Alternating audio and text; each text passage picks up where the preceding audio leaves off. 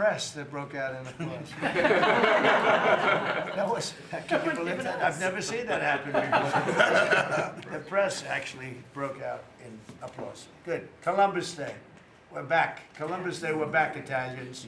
We love the Italians. Okay. Thank you, Mr. Thank you. President. Great. Thank you very much. Have a good one, sir. So we covered Scandinavia and Italy. Not bad. Now for the rest of the world. So I want to thank everybody for being here. As you know, last night we reached a momentous breakthrough in the Middle East, something that people said was never going to be done. We ended the war in Gaza and really, on a much bigger basis, created peace. And I think it's going to be a lasting peace, hopefully an everlasting peace. Peace in the Middle East. We secured the release of all of the remaining hostages, and they should be released on Monday or Tuesday. Getting them is a complicated process. I'd rather not tell you what they have to do to get them. There are places you don't want to be, but we are getting the hostages back on Tuesday, Monday or Tuesday, and that'll be a day of joy. I'm going to try and make a trip over. We're going to try and get over there, and we're working on the timing, the exact timing. We're going to go to Egypt, where we'll have a signing, an additional signing. We've already had a signing representing me, but we're going to have an official signing. And the amazing thing is all of the countries over there, from Qatar to Saudi Arabia to UAE to all of them, I mean, the rich ones, the less than rich ones, they've all come together, something which is amazing, actually. They've all come together for this, and they're really probably the best relationships they've ever had. So it's been really something incredible that nobody thought it was possible to get it done. And very importantly, the hostages are coming back.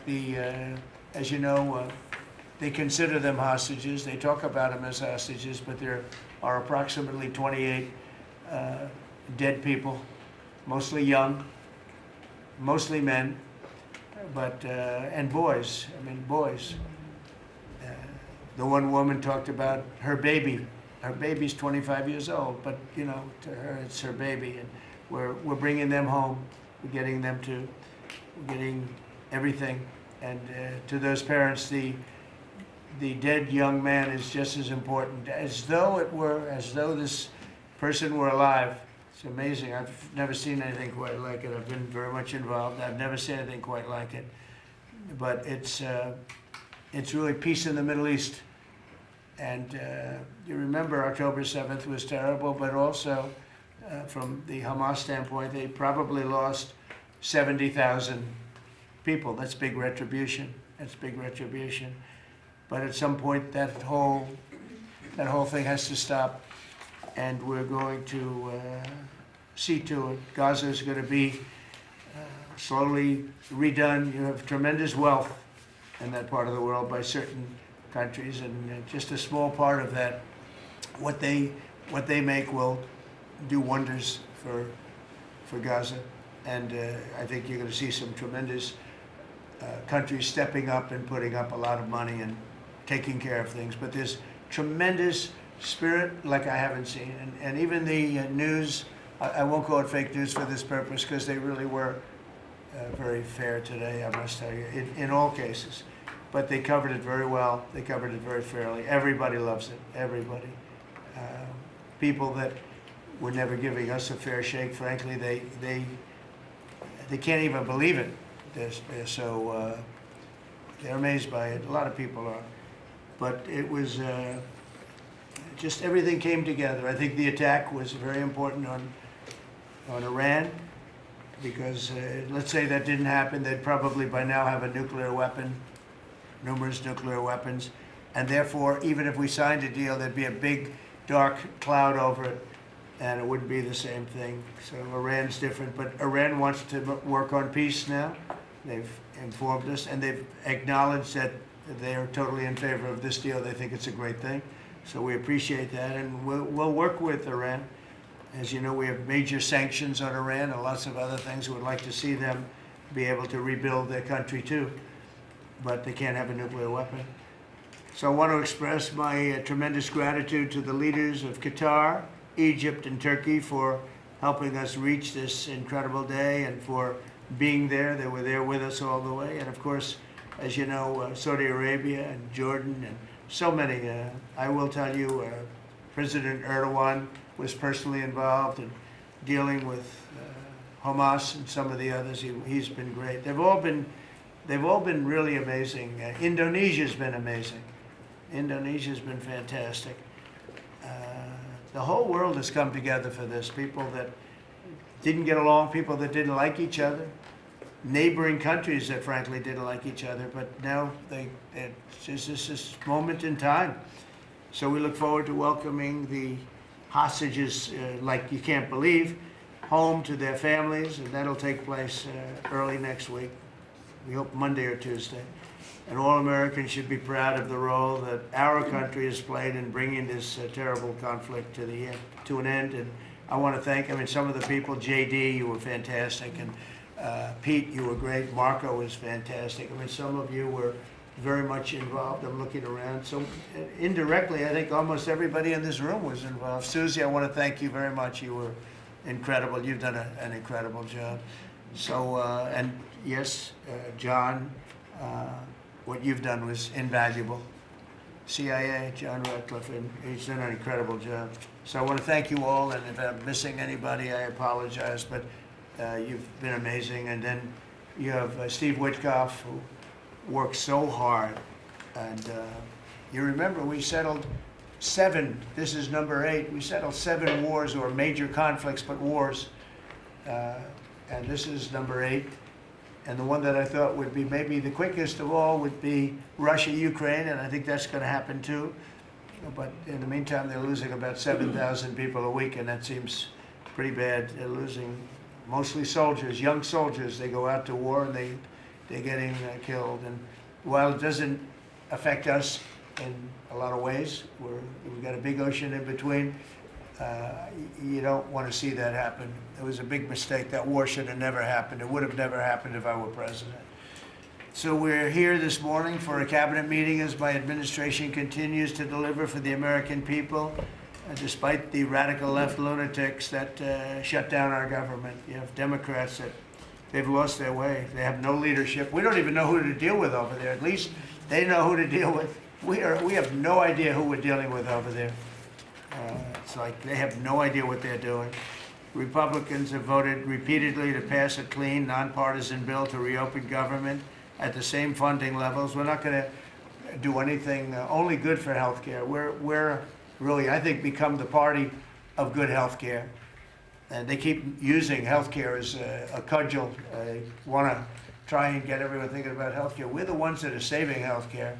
In fact, one of the things we're doing is we're going to be reducing the cost of medicines by 100%, 200, 300, 500%, and even more than that, because as you know, we're in the process of favored nations right now. We've exercised a clause because we were subsidizing the entire world. The entire world pays a fraction of what the United States has been paying.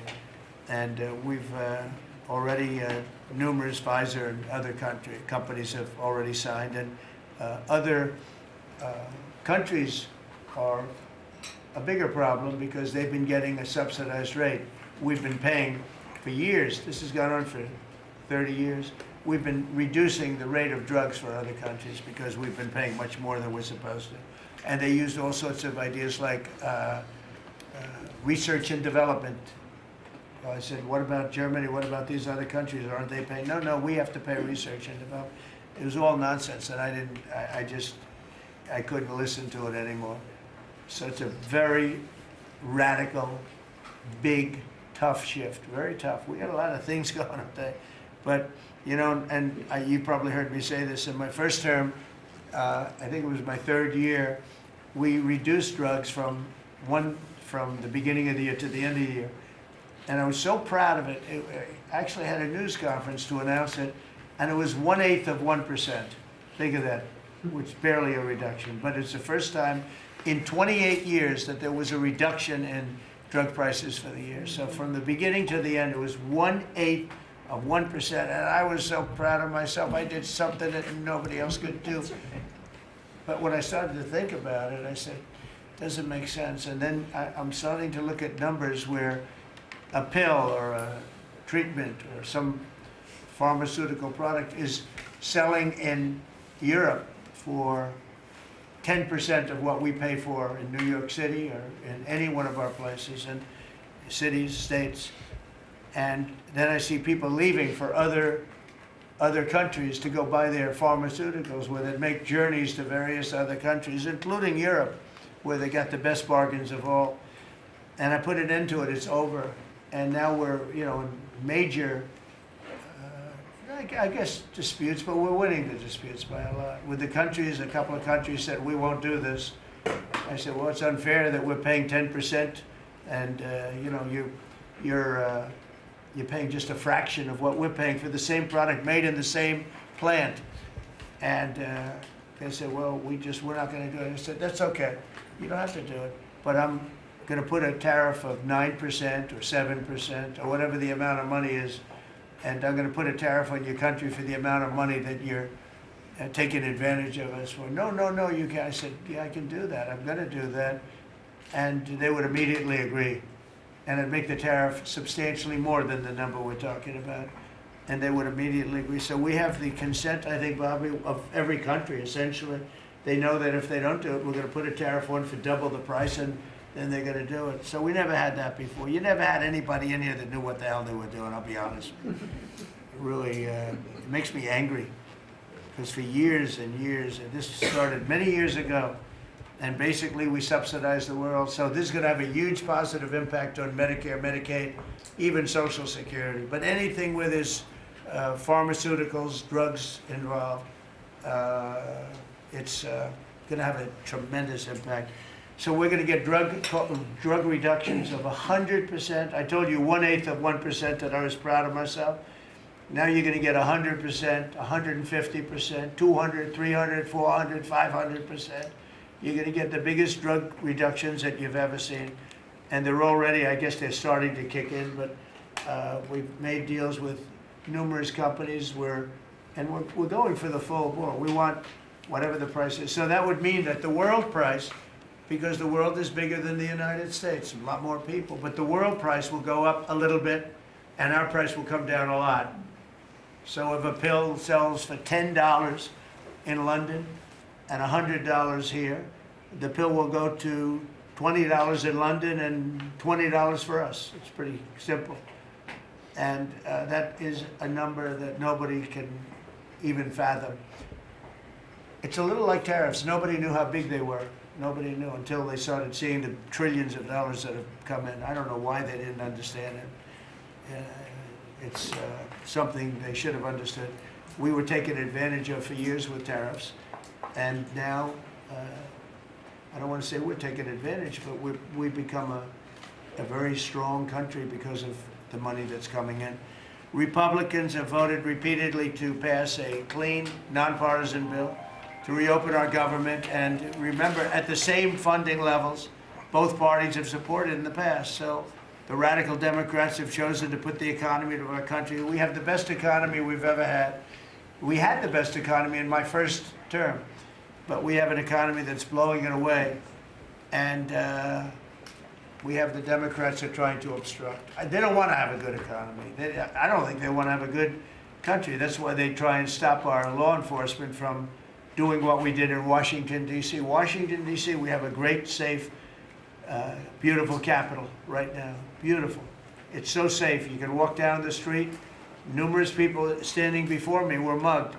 And you're not going to get mugged anymore. We have a safe capital, one of the safest. We took it from one of the most unsafe places to one of the most safe places in the country. And we also beautified it, and we're in the process of doing even more so. So we're very proud of our capital. Again, we were embarrassed by our capital. A lot of people being killed. They'd come from Iowa, Indiana, Florida. They'd come up, and they end up getting shot. They're not getting shot. We moved out 1,700 people approximately, right? Approximately 1,700 hardened criminals, career criminals. They moved them out.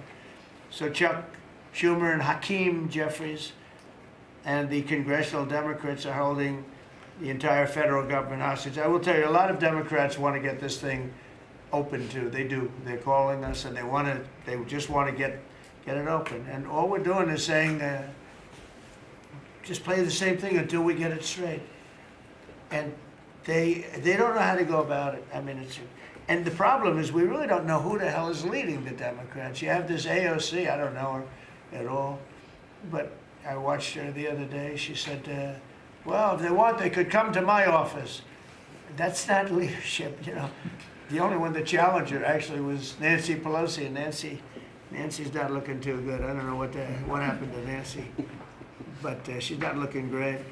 But she was the only one, I give her credit, she was the only one that challenged her. But AOC said that they can come to her office and negotiate, the Republicans. And we're saying, oh, I didn't know she was in leadership. But she's taking Hakeem Jeffries' place, and Schumer's afraid that she's going to run against him. And right now, I don't know, he can change, life is crazy, right? But right now he can't beat, I don't think he can beat anybody. So he'll lose in a primary. I would say he'll retire before he loses in a primary. So I think Schumer's going to retire because he can't beat anybody. His polls are so bad. Meanwhile, the Democrat shutdown is causing pain and suffering for hardworking Americans, including our military, our air traffic controllers, and impoverished mothers, people with young children, people that have to live not the greatest of lives. But we're doing so many tax cuts. We've cut their taxes. The great big beautiful bill, we've cut their taxes at levels that nobody's ever seen. I mean, no tax on tips, no tax on Social Security, no tax on overtime. It's been a great thing for a lot of people. They're doing great. Despite all of the damage that it's caused, the shutdown has been, you know, pretty damaging. I mean, it's not yet because it's early, but it gets a little bit worse as it goes along. And we'll be making cuts that will be permanent.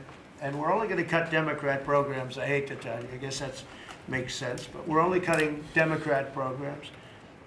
But we're going to start that. And we have Russell, we can talk to you about it if he wants to, but we'll be cutting some very popular Democrat programs that aren't popular with Republicans, frankly, because that's the way it works. They wanted to do this, so we'll give them a little taste of their own medicine. But Chuck Schumer proclaimed this morning that every day gets better for them. No, every day it's actually getting worse for them. And they're having a rebellion in the Democrat Party because they want to stop. And if you saw all of Schumer's, I watched last night like 10 different times over the years, he said, you can't shut down government, you can't shut down, and now he's the one that shut it down. So this is a confession that he's acting not to serve the people, but to serve the partisan interests of his party. And I don't think he's serving them well because they're way down. Look, they just lost an election in a landslide. You know, it was interesting. I watched Kamala, who was a sad figure. I watched her the other day saying, the election was very close. I said, no, the election was a landslide. We won the popular vote by millions. We won the Electoral College by, I think, 312 or 315 to 220 something. But there's another one that we won that's probably, that's why when you see the maps are completely red. It's counties. The counties, we won at 2,505 to 525. So 2,500 to 525. That's called one of the greatest, biggest landslides in history. And that's one that people are using now as a primary. But literally, when you see it colored in, the entire country is red representing Republicans. So, you know, they go around, they just lie. They just lie. And everything's a big lie with them. Well, the other side, and the other thing I don't understand is, Christie, I looked at crime numbers in Chicago. They're through the roof. And I have a governor who stands up every day and tells us how wonderful Chicago is. It's just a lie. It's like a con job. It's like Gavin Newsom. He says how well he's doing in California, and they're doing terribly. Population's getting smaller. People are leaving. And other people are coming in. And, you know, I wouldn't say it's an even trade.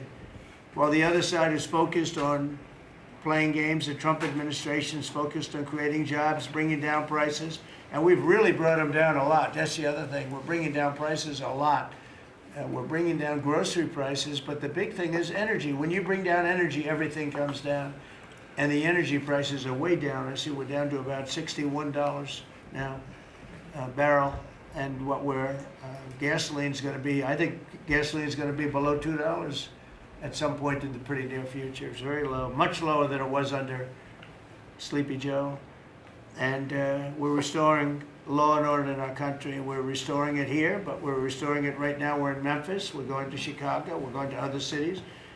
Many governors are asking us to, including Democrats are trying to ask. I don't know what the big problem is. If I were a Democrat governor, I'd be saying, whatever you can do to get crime down, I'll take anybody. You can bring them in I don't care who it is. A lot of people said that. They interviewed women, these beautiful women in Chicago, black women with a MAGA hat, a red hat. They said, we don't care who he brings in here, but this place is really dangerous. We just want crime to stop. It's true. They don't care. You know, they don't differentiate between the National Guard and the Marines. They don't care. They'll take anybody. And that's the way it is. I mean, they want to see, they want what we did in D.C., they want to happen to them. And it's happening in Memphis already. It's still, I see in less than a week, the numbers are really good.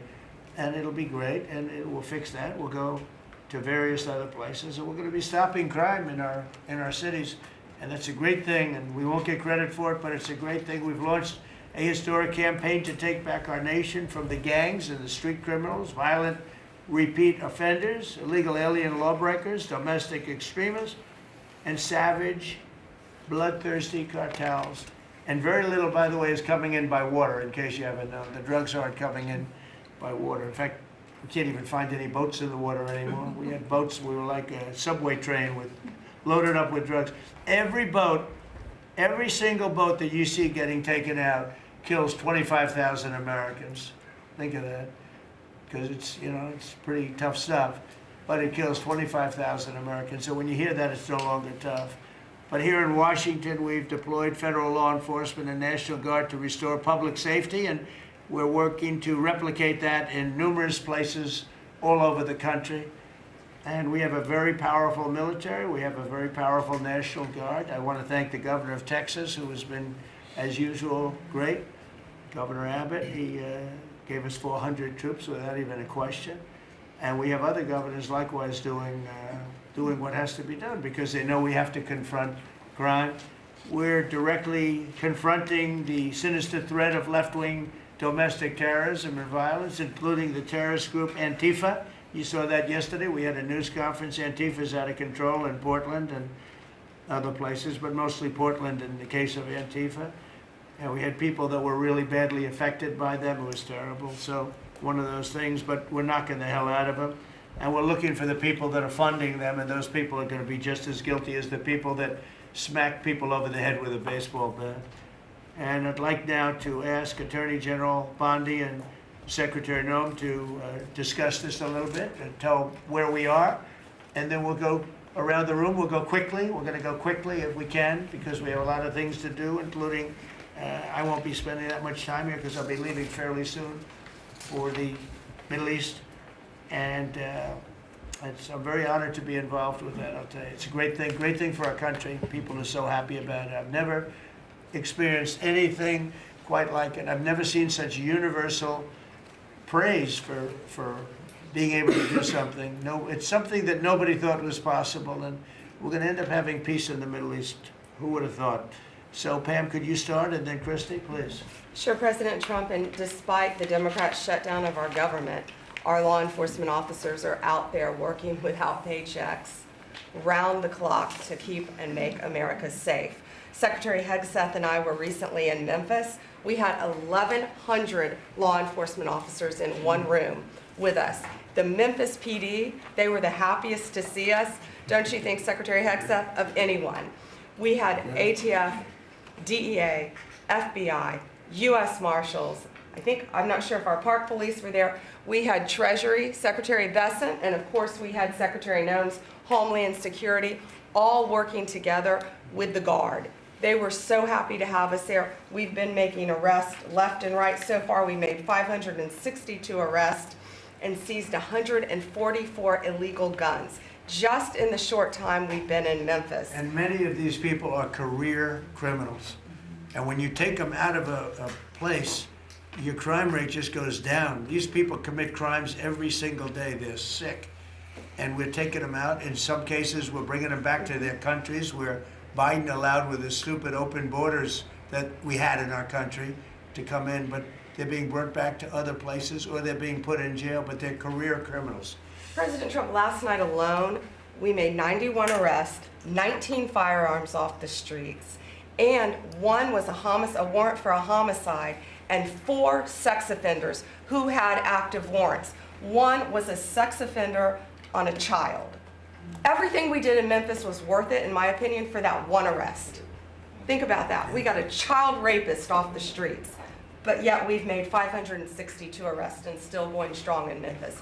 Just what we did in DC. But it's because it's all of us. It's a team working for you to make America safe all together, round the clock. Thank you very much. Thank you, Pam. Thank You're you, doing a great President job. Trump. And it's amazing that we're not getting cooperation from Democrats. It's like, it's a new issue. You know, we have all the old issues of the wall and the border and all of the things, men playing in women's sports who they still want that, transgender for everybody. All these issues are so crazy, but we have a new one. It's called crime. We stop crime and they allow crime. They want crime. It doesn't make sense. I think it's as ridiculous as the other things that we talk about all the time. But I've added it onto our list, a 5-letter word called crime. We stop it, and they actually incite it. It's crazy. You would think they'd want them. You'd think they'd want Christy and Pam and all of the people. If we needed the military, Pete will be there. We've got a massive military. We have the best numbers we've ever had for recruitment. We have a lot of people now. We have people that can't get into them. In a great economy, they want to be soldiers again. A year ago, they didn't want to even think about it. Same thing as with police and firemen, everything. They want to join. They're proud of our country again. Christy, go ahead, please. Well, sir, thank you for your leadership and for deploying all of government to help us keep our country safe. You have talked extensively about how threatened our ICE officers are, but all of our law enforcement out there. And we saw the shooting in Dallas at that facility, so we're hardening all of our buildings and making sure that we have more security measures, snipers on the roof, people to protect our law enforcement while they're out there on the streets. But what I'm also doing, sir, is, and with your authority, is we're purchasing more buildings in Chicago to operate out of. We're gonna not back off. In fact, we're doubling down, and we're gonna be in more parts of Chicago in response to the people there. And then I was there a few days ago and looked at some facilities that we can deploy more law enforcement out of. Because what they're trying to do with these riots and violence is distract us and keep us from going after those murderers and rapists that are out in the streets. And then I was in Portland, went out and back on Tuesday, and met with the governor, met with the mayor, met with the chief of police and the superintendent of the highway patrol. They are all lying and disingenuous and dishonest people. Because as soon as you leave the room, then they make the exact opposite response. So we're looking at new facilities to purchase. They're in Portland too, and we're gonna double down. And I told them if they didn't meet our demands for safety and security on the streets and work with us, then we were going to bring in more federal law enforcement. So I wanna thank Pete and the Department of War for all their help. They've been fantastic, but while we fight litigation and work with Pam on that, we're gonna send more of our resources and men and women out there to keep everybody safe. So no worries. What we see in DC and what we see in Memphis for benefits for people in the safety and security, we'll see that in Chicago and Portland. And the numbers in Memphis, it's only a week, but the numbers have been amazing, I understand. That's exactly right. The They've crime been numbers are way down. fantastic, and it shows what a partnership can be between local law enforcement and the federal government. And if we have to do it the hard way in Portland and Chicago, we will. But the people That's demand fine. And the President safety. Trump, my lawyers are in court right now as we speak for you, arguing in Chicago and Portland to keep them safe, to bring in the guard. The government doesn't want it there, but we do. We're going to keep their citizens safe, thanks The to people you. want it.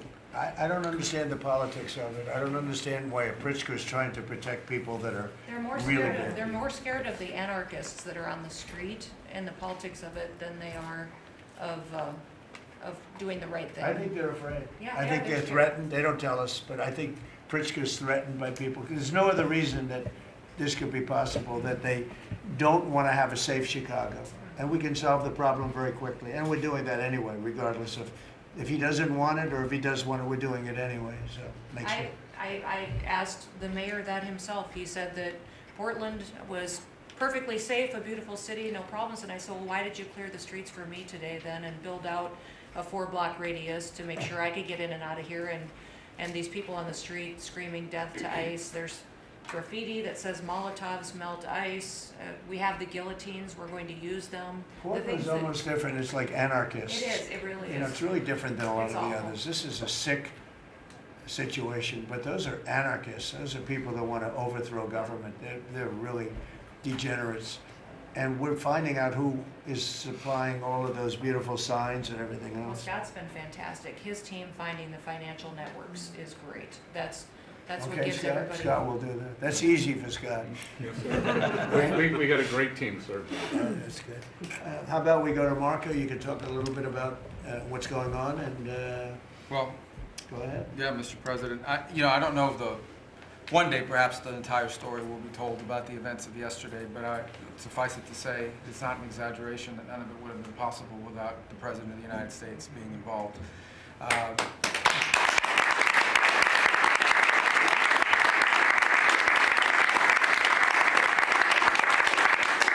It really began with your trip to the Middle East, where these relationships were forged with partners in the region, personal relationships, close relationships that created the foundation where all of this was possible. Where I think this really took a turn. Remember, a month ago, no one thought this was possible.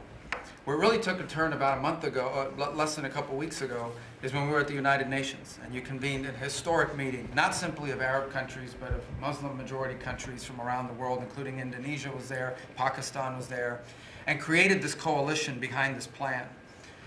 Then on that following Monday, you met with the Prime Minister of Israel here, and that plan was presented. And then, of course, our great negotiating team followed up on it. In the interim, again, perhaps the stories will be told, perhaps they will never be told. The President had some extraordinary phone calls and meetings that required a high degree of intensity and commitment, and made this happen. And I think what's important to understand is that yesterday what happened was really a human story. There's a geopolitical aspect to it, there's no doubt about it. It creates the conditions for Gaza to one day be a normal place again, and people to have a better life, and Israelis to be safe. But yesterday was a human story. And because of the work you put in, and honestly, not only is there no other leader in the world that could have put this together, Mr. President, but frankly, I don't know of any American president in the modern era that could have made this possible. Because of the actions you have taken unrelated to this, and because of who you are and what you've done and how you're viewed. And this weekend, because of that, at some point very soon, we are going to see 20 living human beings emerge from the darkness into the light for the first time in 2 years. And that is because not only were you used the credibility and the power and the prestige of this office and the relationships you created, and you committed yourself to making it happen. And I think it will go down as a historic moment in the history of our country, and something our country should be very proud of, that we have a president that's committed to not just peace, but to the human aspect of reuniting these families. My last point on this is just a couple days ago, Secretary Lutnick hosted us all, many of us, at the Kennedy Center. And we have these families, we've interacted with them for so many years, for 2 years now. And the stories are heartbreaking, both whose families are alive and those who are deceased as well, who want their relatives back so that they can complete the process of grieving.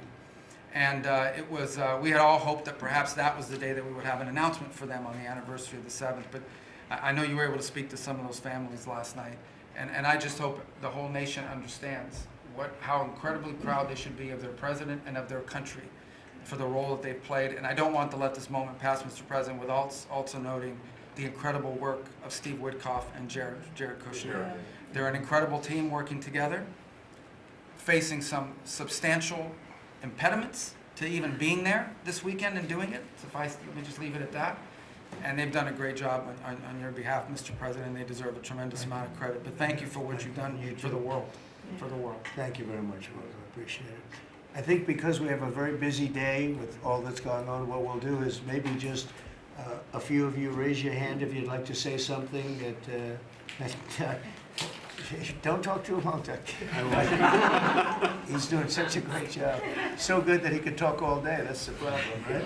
But go ahead. And what we'll do is just take a few hands, and then we'll go back to getting peace done, okay? We'll go a little bit quicker. We'll take a few questions from the press. Go ahead, please. President Trump, I just want to double down on what Marco was sharing. It's such a remarkable accomplishment.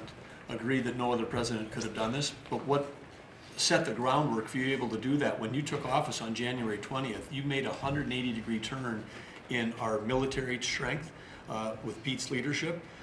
You were the master class in peace through strength. So militarily, we've completely turned around. We've demonstrated that through execution against Iran and others, that we have force. We want to end wars, but we'll use power if we have to. And then secondarily, peace through strength is also the prosperity, having the strongest economy and being willing to wield the power of a tariff in addition to the military power to reorder the globe. Those two things that you're standing on, both economic power and military power, allowed these negotiations to go forward. And I think as you've described the importance of these economic negotiations and all the trade deals, but that also begins with another 180-degree turn, and that was the 180-degree turn on energy. You have used energy diplomacy to bring prosperity to the American people, and you've used it to bring peace abroad. The combination of those three things have been remarkable, and now we're seeing the remarkable result. And we got one more that I know you want to end with Russia and Ukraine. Energy is going to play a key role in that, and now with this historic agreement, we're in a position working with the Middle East to also end the Russian-Ukraine conflict. So again, congratulations. Thank you very much, Nick. I appreciate it. Maybe I'll go to you for a second. You can just cap out what he said about the military, how well we're doing, and how big it is, and how strong it is. Mr. President, you're exactly right. At the War Department, you don't get peace without strength. And our job is to be the strength part of the equation and deliver that when necessary, as you demonstrated with your Order of Midnight Hammer, and the entire world saw. And I just want to echo what Marco said. It is a personal honor to be able to witness the way you lead and negotiate. I wish people had a full understanding of what that looks like, that historic nature. A lot of us vets, the Vice President, Tulsi, Lee, Doug, probably after decades of war and the chaos that was unleashed through reckless and foolish American policies, never thought this kind of peace would be possible. Yet, with your strength, with your ability to wield trade negotiations, personal relationships, to open up that opportunity is truly historic on the world stage. And it creates a whole number of other cascading effects. And watching Marco and the Vice President and Steve and Jared, the CIA director, everybody come together to make it happen. You've formed a phenomenal team, Mr. President. And at the War Department, our job is to make sure if and when there's question about American commitment, the whole world knows we've got the biggest, strongest, most lethal, and most ready War Department in the world, which is true, which is why we saw record recruitment in 2025, Mr. President. The first 2 weeks of 2026 already blows that out. FY 2026 already blows it out of the water. In fact, re-enlistment has already met its year-long goal in the Marine Corps in 2026. 2 weeks. Okay. You can't. There's no other way to create that kind of love and enthusiasm than with your leadership, sir. And it is an honor to work with Pam and with Christy and the cities across the country to make sure American citizens and law enforcement are protected with our National Guard. That's a core mission. And last thing, Mr. President, on the southwest border, the first group that rotated in to lock down that border to 0 crossings is now rotating out, and with a new border medal, the Southwest Border Medal, or it's actually called the Mexican Border Medal, revived from 1918, that will be pinning on their chest. So thank you for renaming the department, and we're trying to live up to it every day. Thank you, sir. I mean, think of this. We have record numbers of recruitment. 1 year ago, there were stories, front-page stories, that we couldn't get anybody to join the Army, Navy, Air Force, Marines, Coast Guard. My beautiful, I call it our beautiful Space Force. I love our Space Force. It's turned out to be very important. But we couldn't get anybody to join. Nobody wanted to join, including our police and fire. They didn't want to join anything. Recruitment was embarrassing. We couldn't get anybody. And now we're brimming. Now it's, and they're getting in based on merit now. A soldier's a soldier. They come in now based on merit, not based on woke stuff that anybody can qualify. You have to qualify for jobs. You have to qualify for certain types of jobs. And it's amazing. So we were embarrassed a year ago. Think of it. a little bit more than a year ago. I think it stopped on November 5th. I think it really started, this all started on November 5th, the election day. But now everybody wants to be, and we have an overabundance, and maybe we should raise it a little bit, I don't know. I like that idea, sir. But we could raise it, but we have so many people want to join, and they're proud of our country again. JD, could I ask you to say a few words? Yes, sir. So just a couple of things. Mr. President, first of all, congratulations on yesterday. It was a big day. To Marco, to Susie, to the entire team, but in particular, viewing it from this perspective where for months the fake news media attacked you, attacked the entire team, attacked your approach. You know, the definition of insanity is to do the same thing again and again, expecting a different result. The reason we're here is because the president actually charted a different course with a different team. He vested a lot of authority in Steve Witkoff in particular, and that's why we're here. It's because you did something different, and I think it's important to recognize that. I also think the president, you know, Marco mentioned the president's personal touch being a big part of this. You know, the one thing I would say is obviously the president of the United States, a New York real estate billionaire, one of the most famous New Yorkers in the world, has a lot of interaction with a lot of people who are very pro-Israel. I think that was an important set of experiences and life experiences that he brought to the table. He also, of course, knew one of the most famous Palestinians in the world, Chuck Schumer, and I think without that background of knowledge, it would have been impossible to get us to this point. Second thing I would say, just on Chuck Schumer, the president mentioned this, that Chuck Schumer said this has been very good for us this morning about the shutdown. One of the things that we talked about before all the media came in, and that all of us are going to work on for the rest of the day, we've been working on for days, is how to make the shutdown as painless as possible on the American people. So while Chuck Schumer brags about this being good, and I think the president is right, it's not good for him politically as much as he might think that it is. It's causing real consequences for the American people.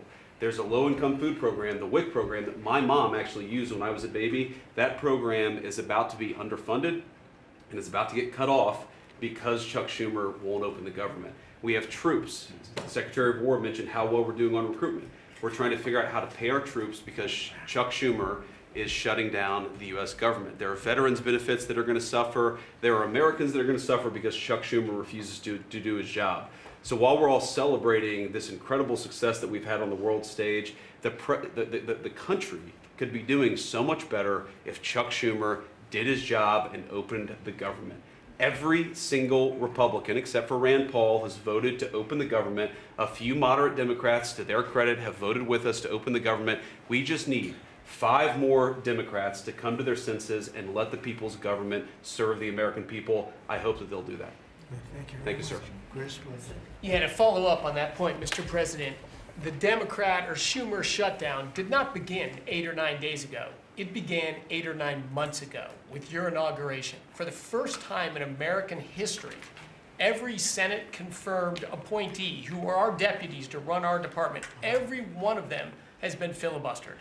One of the critical parts of my department is the National Nuclear Security Administration. It maintains, manufactures our nuclear weapons and our engines for nuclear submarines and nuclear aircraft carriers. We are a key supplier to Secretary of War Pete Hegseth. They filibustered, the Democrats filibustered the leader, the administrator of the National Nuclear Security Administration, would not let him come into my department until the Republicans 2 weeks ago changed the Senate rules so they could confirm him and we could have a leader. They filibustered the leadership, now they're filibustering the funding. In the next 6-7 days, we're going to run out of funding, and the retooling of our nuclear stockpile, the ultimate guarantor of our sovereignty, is going to be underfunded, and we're going to have to slow down and crawl these efforts. Just incredibly irresponsible for Schumer to worry about his own reelection and not the 340 million Americans that count on the efforts of our military and all of our departments. It's truly offensive, and we need to bring it to an end as soon as possible. Let's open the government Thank you back up. very much, and you're doing a great job. Thank you very much. Bobby, did you want to say something? You got a lot of things happening. A lot of things. A lot of very positive things, actually. Mr. President, I'm glad you're getting bipartisan accolades on the Mideast peace agreement. You should also get bipartisan accolades on the MFN agreement. It is a historic agreement that's going to benefit every hardworking American. It's going to lower the price of drugs for every American. By the time this administration is over, we will have 95% of the drugs in this country will be the lowest price in the world. It immediately begins to affect Medicaid, Medicare, Social Security, the other government programs. I remember when I went through the confirmation process, and the principal preoccupation of the Democrats during that process was whether I would continue the IRA negotiations on drugs. The Democrats negotiated 10 drugs. I'm supposed to negotiate every year 15. The 10 that they negotiated, they claimed to get a 22% reduction, but it was a lie. It was 22% under the list price, which was actually higher than the price we were getting. So Medicaid, Medicare ended up paying more for those drugs than they were paying beforehand. They only got a benefit on one drug. One was tied. 8 of them were lower. So they should be applauding what we're doing now. We're doing something that every administration, Democrat and Republican, has been saying that it was going to do for decades, and you got it done because you understood the power of the tariffs. That we had leverage over these companies. And you did it in a way which you asked us to do, to negotiate in a way that was not going to stifle innovation, that was going to make sure that those companies could bring their production home, and they are doing that. And it was a profound success. It will affect every American for 100 years. And you should be getting bipartisan accolades on that. I'll say one other thing about Tylenol, only because of this. This morning before I came in here, somebody showed me a TikTok video of a pregnant woman at 8 months pregnant. She is an associate professor at the Columbia Medical School. And she is saying F Trump and gobbling Tylenol with her baby in her placenta. And the level of Trump derangement syndrome has now left the political landscapes, and it is now in the realm of pathology. And a mother could overwhelm millions of years of maternal instinct to put her baby at risk. And all you have to do is look at the studies which you and I talked about. It's not dispositive that causes autism. It is so suggestive that anybody who takes this stuff during pregnancy, unless they have to, is irresponsible. There are 15 rodent studies. Every one of them shows if you give it to the mother, the babies, and particularly the male babies, have profound neurological and behavioral changes. There is a study from Johns Hopkins on cord blood where they divided women into 3 categories: those who had the least acetaminophen in their cord blood, and those who had the most. The ones with the most had 3.6 times the rate of autism in their children. The middle category had 2.2 times, so it's a dose-related response. And there are dozens of studies that show the countries that use the most have the highest level of autism.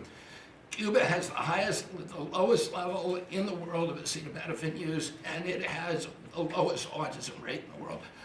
So this is not dispositive. It is not proof. We're doing the studies to make the proof. But in the meantime, the precautionary principle should apply. And any mother who is taking this stuff during pregnancy just to get back at Donald Trump is doing something that is pathological.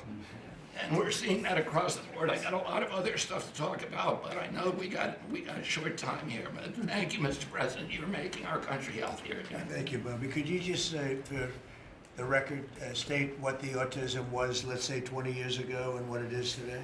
In 1970, the largest epidemiological study in history was performed. 900,000 kids were looked at. They were looking for autism in Wisconsin children. They looked at every child in Wisconsin who was 8 years old.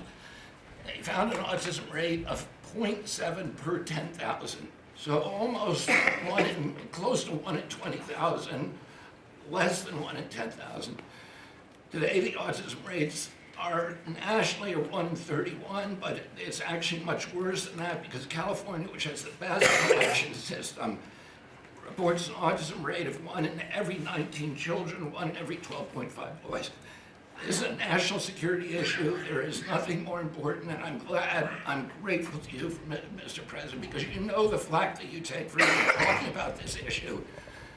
You've shown courage and you've shown leadership, and I can't thank you enough for letting me do this work. Thank you. So think of that, 1 in 20,000, and now it's 1 in 12 for boys, 1 in 18, 19 for girls.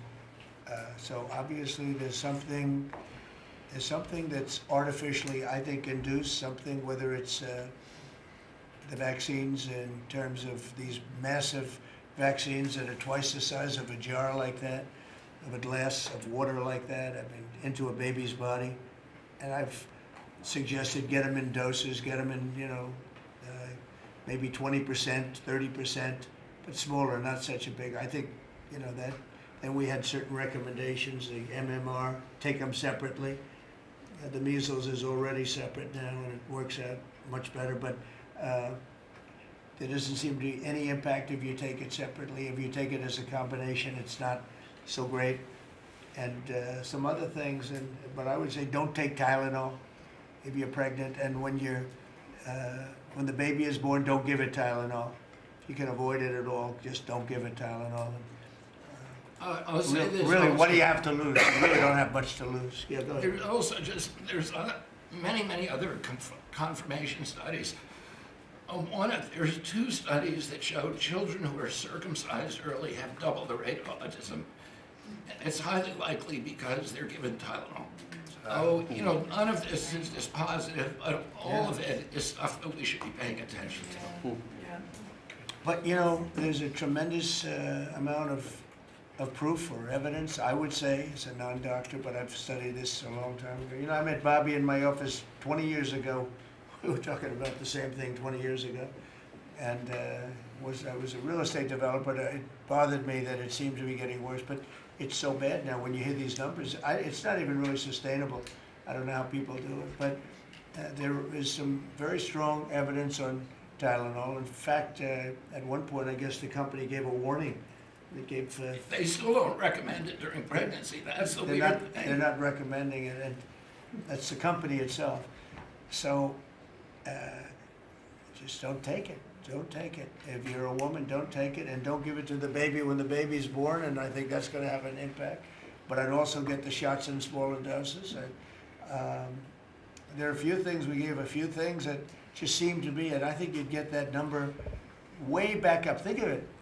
You have 1 in 20,000, and now it's not even believable when you think that 20,000 drops to 12 children. So that's induced by something that's given or taken, and it should be able to be stopped. And you're talking about the Pennsylvania Dutch, you were talking about the Amish, where they don't take any of this stuff, and they have virtually none, right? They have no autism. So we're doing something very bad. Somebody's been given some bad things. Other countries, by the way, we have 82 vaccines that we give simultaneously. And I'm a vaccine believer, by the way. I believe in the polio vaccine. I believe in a lot of vaccines. But when you give 82 vaccines in a shot to a little baby that hasn't even formed yet, it's a lot of vaccines.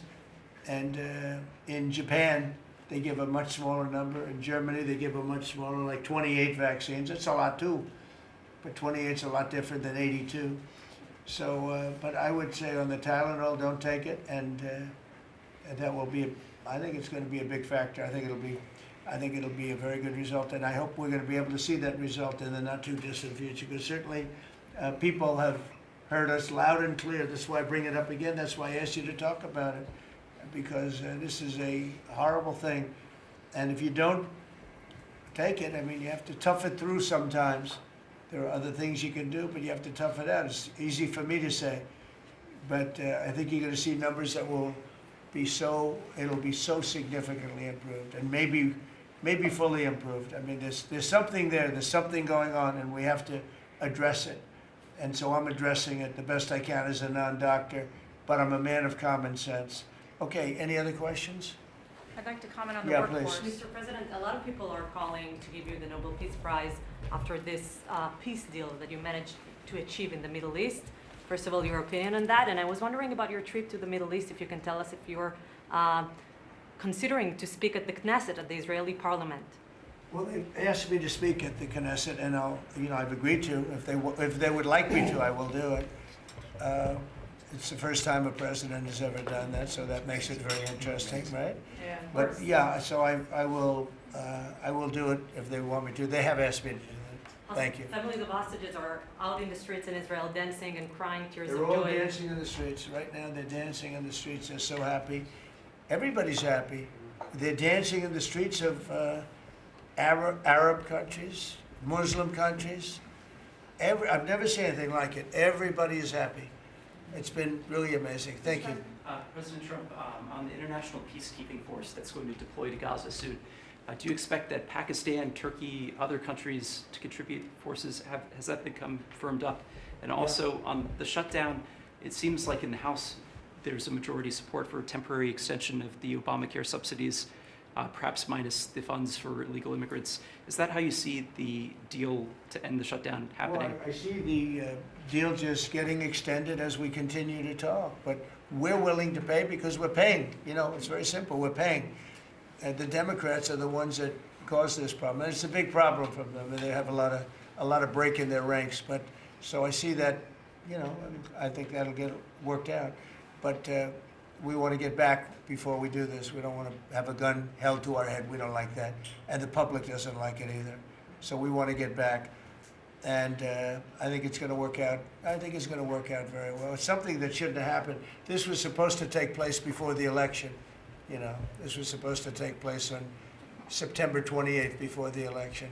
We shouldn't even be talking about this right now. This is actually something that shouldn't have even happened. Yeah, please. Mr. President, looking ahead, what guarantees Hamas disarms and that Israel doesn't resume bombing once the hostages Well, are the first released? thing we're doing is getting our hostages back, okay? And that's what people wanted more than anything else. They wanted these hostages back that have lived in hell like nobody has ever even dreamt possible.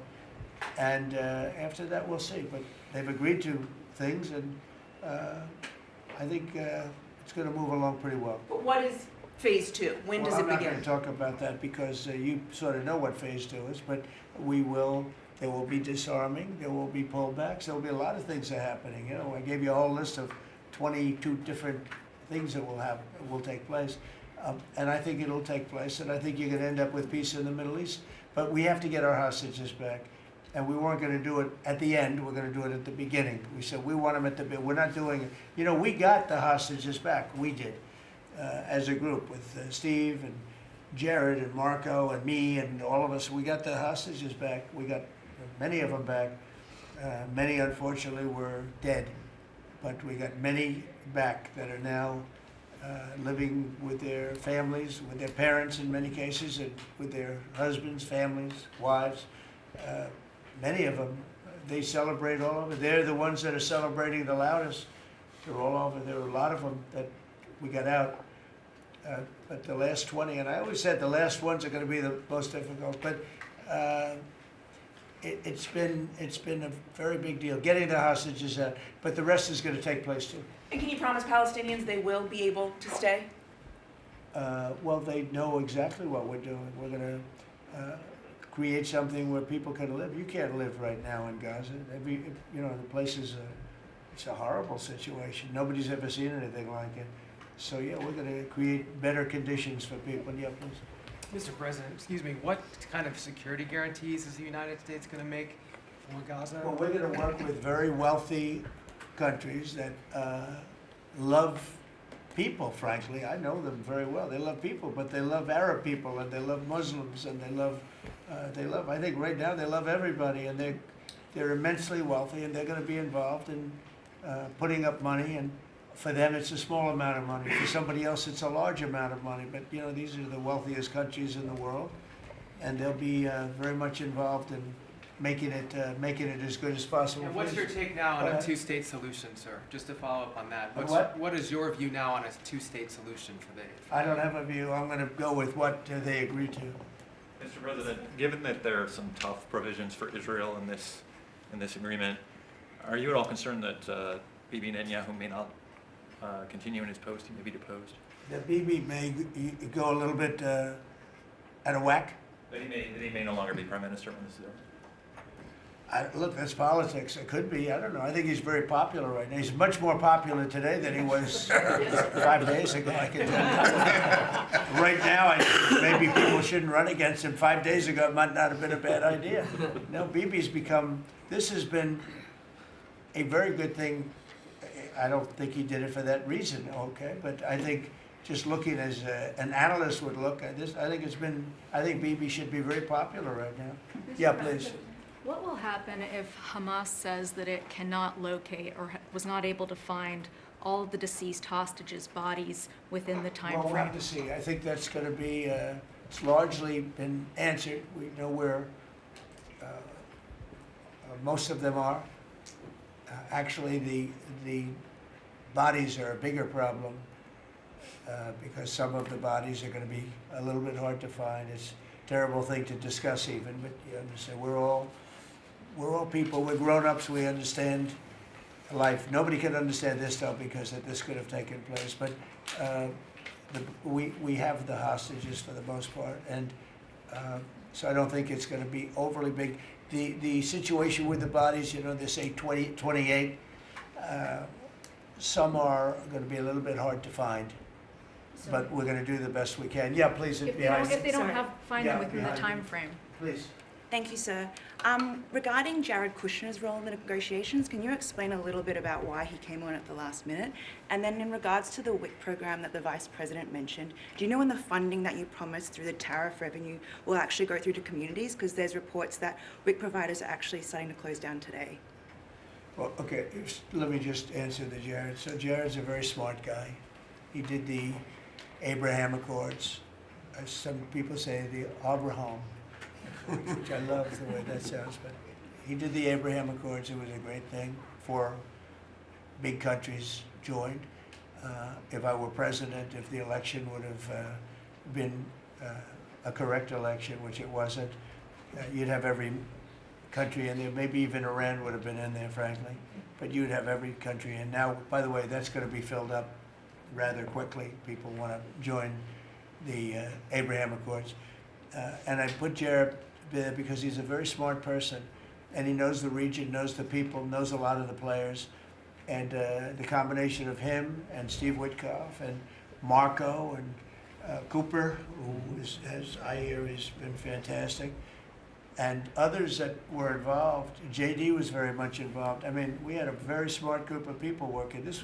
We had a lot of different players, different countries, and very diverse countries, very different from each other.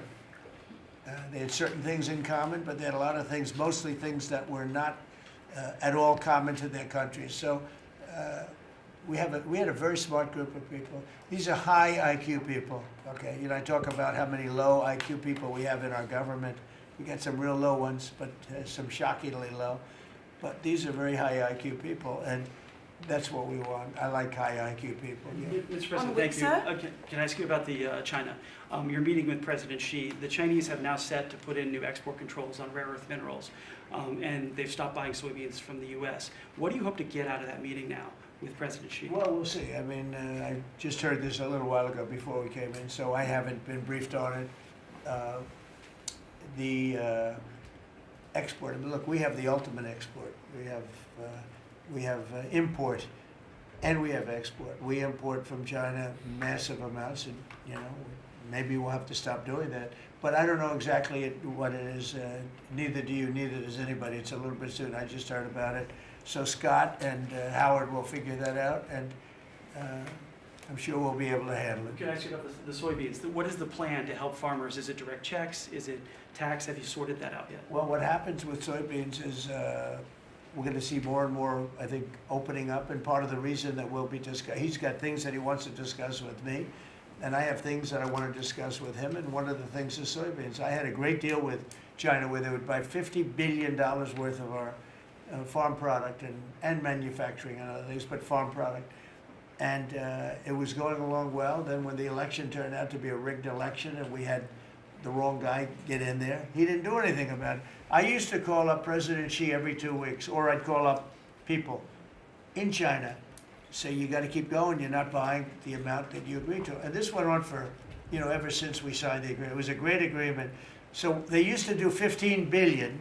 and I got it up to 50 billion, 50, and it was great.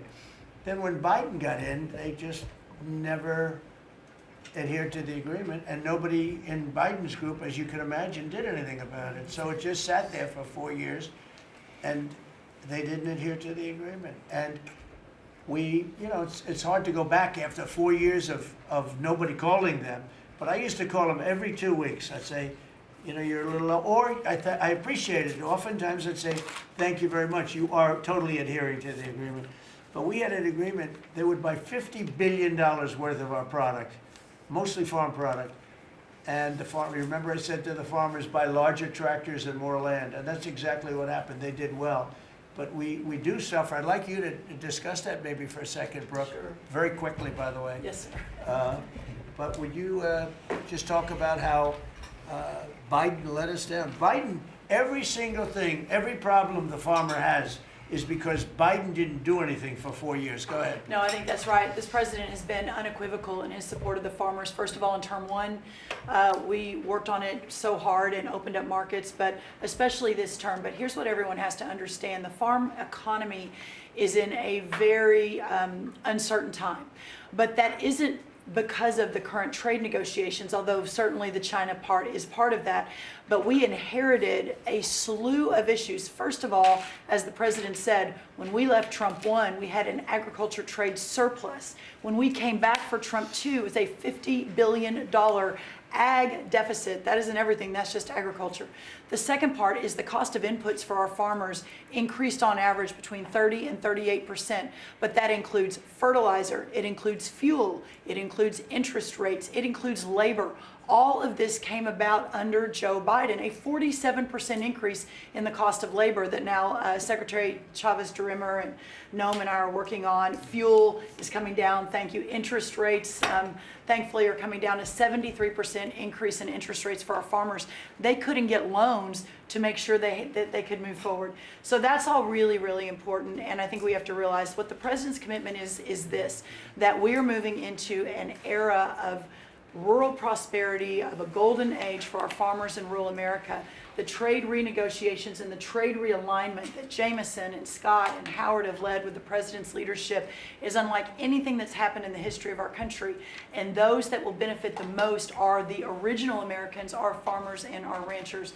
The president has committed, if we need a bridge, he has talked about that to get us from the Biden years to the new Trump era. That's what we're working on every day. We've got to get the government reopened so that we can move forward on that. And once we do, we'll be able to move out a significant program to help our farmers. Long term, we have to change this hamster wheel of government. We've got to ensure that the farmers have the market to sell, and it's a national security issue and onshoring a lot of the food as well. Okay, So, sir, thank you. Thank you, everybody. I think that's enough. Thank you, press. Thank you, press. Let's go. Thank you. The country is doing very well. Thank you very much, everybody. Thank you, press. Thank you. Thank you. Let's go, press. Thanks, guys. Let's go. Head out, guys. Thank you. Thank you. Right this way. Thanks, guys. Grab the camera. We can come back. Here, you head out. Of course, check it out. Come on. You chandeliers. I knew I would.